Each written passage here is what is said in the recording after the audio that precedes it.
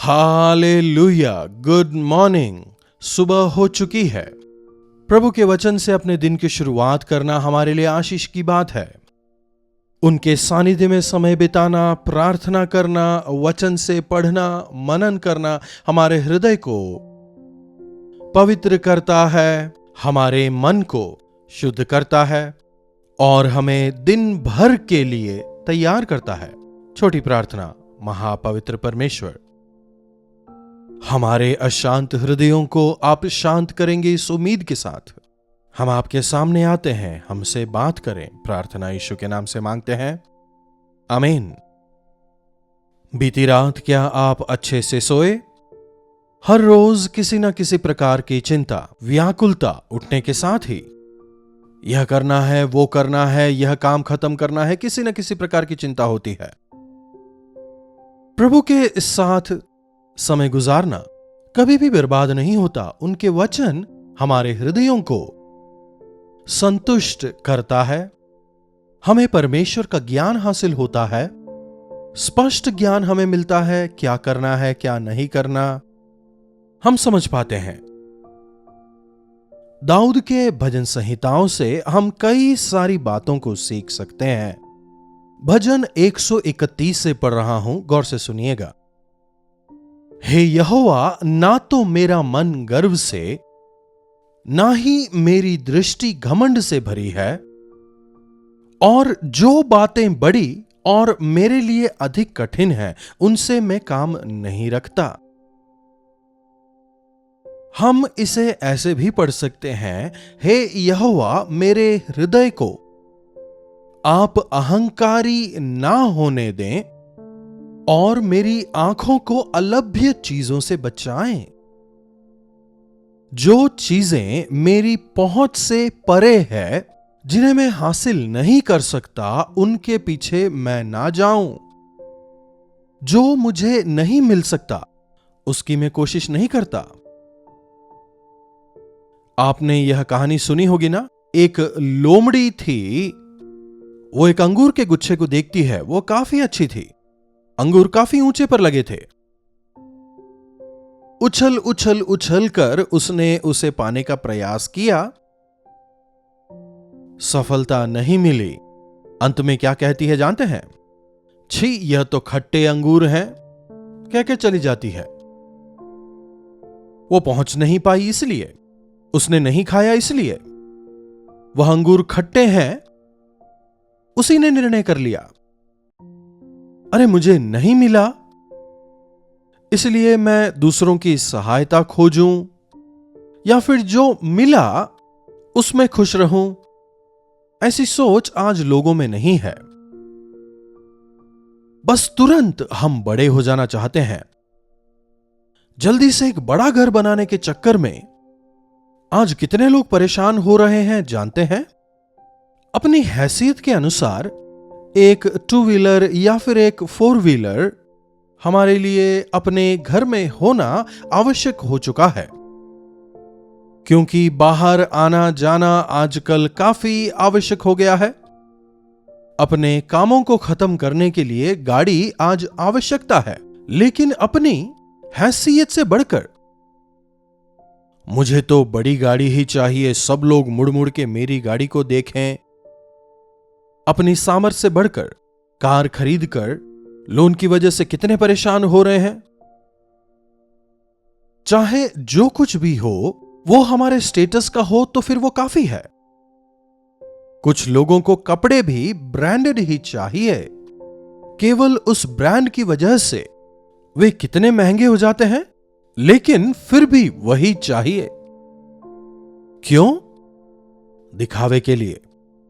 दिखावे के पीछे ना भागें। अलभ्य के पीछे या बड़ी चीजों के पीछे भागने का प्रयास ना करें। वही चाहिए कहकर उसके पीछे भागने का प्रयास ना करें।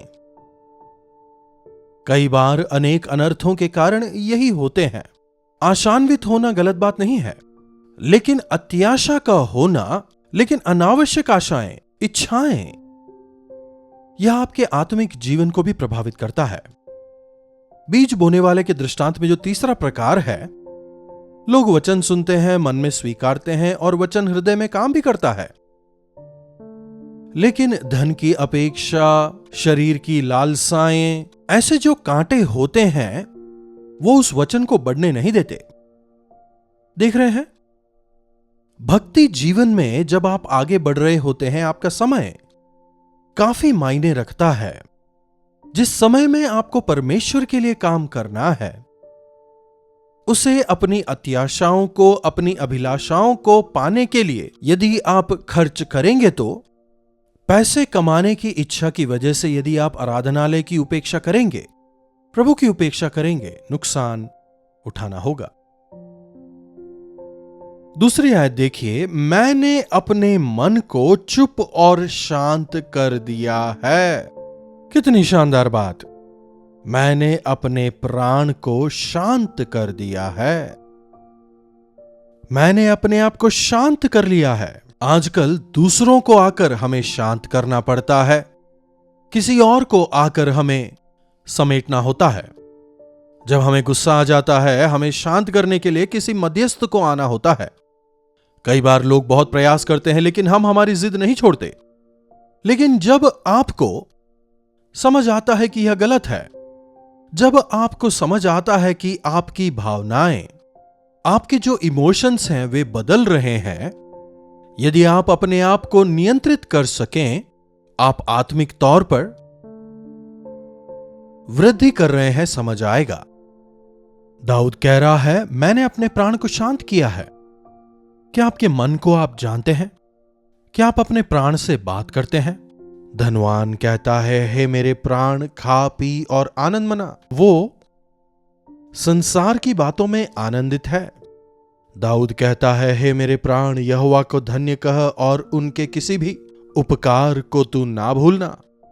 दूसरी जगह दाऊद कहता है, हे मेरे प्राण, तू क्यों गिरा जाता है? यहोवा पर भरोसा रख। जी हां, आप बहुतों को तसल्ली देते हैं, बहुतों की अगुवाई करते हैं, बहुतों को आप काउंसलिंग वगैरह भी देते हैं, बहुतों को हिम्मत देते हैं। लेकिन क्या आप अपने आप के लिए यह सब कुछ कर पाते हैं? क्या अपने मन को आप शांत रखने पाते हैं? क्या आप अपने आप को एकत्रित कर पाते हैं? जब आपको गुस्सा आता है, जब दूसरों को डांटने की इच्छा होती है, चलो कोई बात नहीं, उन्होंने मुझे भी सहन किया है ना, हे मेरे मन, गुस्सा मत कर, कहकर क्या आप अपने मन को कंट्रोल कर पाते हैं? क्या अपनी आशाओं को नियंत्रित कर पाते हैं? अगर चाहिए तो चाहिए, एक पांव पर खड़े हो जाते हैं कुछ लोग। उसके लिए वे कुछ भी कर लेंगे, कर्ज ले लेंगे, धोखा दे देंगे, यहां तक कि मारने तक को तैयार हो जाएंगे। समझ रहे हैं? धन की आशा हर बुराई का जड़ है। संसार की अभिलाषा हमें बर्बाद कर देती है। कम कमा करके भी आप भरपूरी से जी सकते हैं, अगर आप अपने प्राण को नियंत्रित करें तो। सुबह उठने के साथ ही प्रभु से कहें, प्रभु मैं कई लोगों से नाराज हूं, कोई बात नहीं, उन लोगों को क्षमा करने में, उन्हें सहन करने में मेरी मदद करें प्रभु। प्रभु मैंने वो देखा था, मुझे वह पसंद है, लेकिन प्रभु जब मैं बाहर जाकर उन चीजों को देखता हूं, उनके पास है इसलिए मुझे भी चाहिए। ऐसी आशा ना करते हुए अपने मन को नियंत्रित करने में मेरी सहायता करें। ऐसा करने वाले आत्मिक जीवन में बढ़ते हैं। मैंने अपने मन को शांत और चुप कर दिया है। जैसे दूध छुड़ाया हुआ लड़का अपनी मां के गोद में रहता है, वैसे ही दूध छुड़ाए हुए लड़के के समान मेरा मन भी रहता है। क्या उदाहरण दे रहा है? दूध छुड़ाया हुआ लड़का जैसे अपनी मां के गोद में रहता है, बच्चे दूध के लिए रोते हैं। जब वो मां का दूध पीता है, वो ज्यादा नहीं पीता है, 1 घूंट या फिर 2 घूंट। बच्चों की जो क्वांटिटी होती है वो काफी कम होती है ना? थोड़ा दूध पीने के साथ ही उनका छोटा सा पेट भर जाता है। आराम से वे सो जाते हैं, मां की गोद में वे आराम से रहते हैं। पेट भरने के बाद, मम्मी क्या मुझे शाम को दूध देंगे? सुबह दूध देंगे? क्या बॉटल में दूध भरा? कब तक मुझे दूध देंगे? क्या हमेशा मुझे दूध ही देंगे? क्या मुझे स्वीट नहीं देंगे? क्या ऐसा कुछ मांगते हैं बताइए? दूध पीने के बाद शांति से वे सो जाते हैं। प्रभु ने जो हमें दिया है उसके लिए थैंक यू जीसस कहते हुए आप आराम से रह सकते हैं। प्रभु ने जो दिया उसे देखकर इतना ही, मुझे तो वो चाहिए था, ये चाहिए था, अगर कहेंगे तो हमेशा निराश ही रहेंगे। क्या मां नहीं जानती कि बच्चे को कितना दूध देना है, कब दूध देना है, अगर आवश्यकता पड़ी तो दोबारा देने के लिए? मां बच्चे के भूख को खत्म करने के लिए, बच्चे का लाड़ प्यार करने, मां की दृष्टि हमेशा बच्चों पर ही होती है ना। हमारे स्वर्गीय पिता, उन्होंने अपनी नजरों को हम पर लगाए रखा है। वे हमें देखते रहते हैं और वे हमारी हर जरूरत को पूरा करेंगे, कहते हैं यहोवा ईरे। आपकी आवश्यकताओं को वे पूरा करेंगे। आप क्यों व्याकुल होते हैं? जिस समय पर आपको जो देना है वे आपको देंगे। क्या प्रभु आपको सस्ता देंगे लग रहा है? क्या उनके पास पैसों की कमी है, धन संपत्ति की कमी है? क्या वे संसार के पिता के समान हैं? वे जो देते हैं द बेस्ट देते हैं। उत्तम चीजों से वे तृप्त करेंगे, श्रेष्ठ चीजों को वे हमें देंगे। वे महान प्रतापी परमेश्वर हैं, ब्रह्मांड के सृष्टिकर्ता हैं। यदि आप वास्तव में प्रभु पर विश्वास करें तो शांति से रहने पाएंगे। यहां भजनकार कह रहा है, जैसा एक दूध छुड़ाया हुआ लड़का मां की गोद में रहता है, बिल्कुल वैसे ही मेरा मन भी है। मुझ में कोई व्याकुलता नहीं है, व्यग्रता नहीं है, जल्दबाजी नहीं है। इन दिनों में ऐसी भक्ति हम में होनी चाहिए। प्रभु ने जो दिया उसमें हम तृप्त रहें। प्रभु ने आपको बहुत कुछ दिया है, उस पर ध्यान दें। मुझे बहुत कुछ चाहिए आप कहते हैं। परमेश्वर ने आपको एक शानदार डबल बेडरूम फ्लैट से नवाजा है ना। ऐसे भी कई लोग हैं जिनके पास सिंगल बेडरूम भी नहीं, झोपड़ियों में रहने वाले भी हैं ना। अरे उतना ही क्यों, रोड के साइड में भी तो लोग रहते हैं। अरे कई देशों में तो लोग गाड़ियों को घर बनाकर उसमें ही रहते हैं। प्रभु ने जो दिया है उसके प्रति यदि आप कृतज्ञ रहें तो आप दूसरों की चीजों की इच्छा नहीं करेंगे। जितना बड़ा घर बनाएंगे उतना ज्यादा टैक्स देना पड़ेगा, उसकी साफ सफाई के लिए उतना ज्यादा आपको खर्चा करना पड़ेगा। क्या आप नहीं जानते? इसलिए कब, कहां, कितना चाहिए, समय पर प्रभु देंगे और जो प्रभु ने दिया है उसमें तृप्त रहें तो वे आपको आशीष भी देंगे। अपने मन को शांत रखें। आपने कैसे कपड़े पहने हैं उनसे नहीं, कौन सा ब्रांड आपने पहना है उससे नहीं, लेकिन आपके कैरेक्टर से मनुष्य आपको जानेंगे। आपके चाल चलन के अनुसार लोग आपको सम्मान देंगे। आपकी जीवन शैली को देखकर आपको जानने वाले लोग आपको गौरवान्वित करेंगे।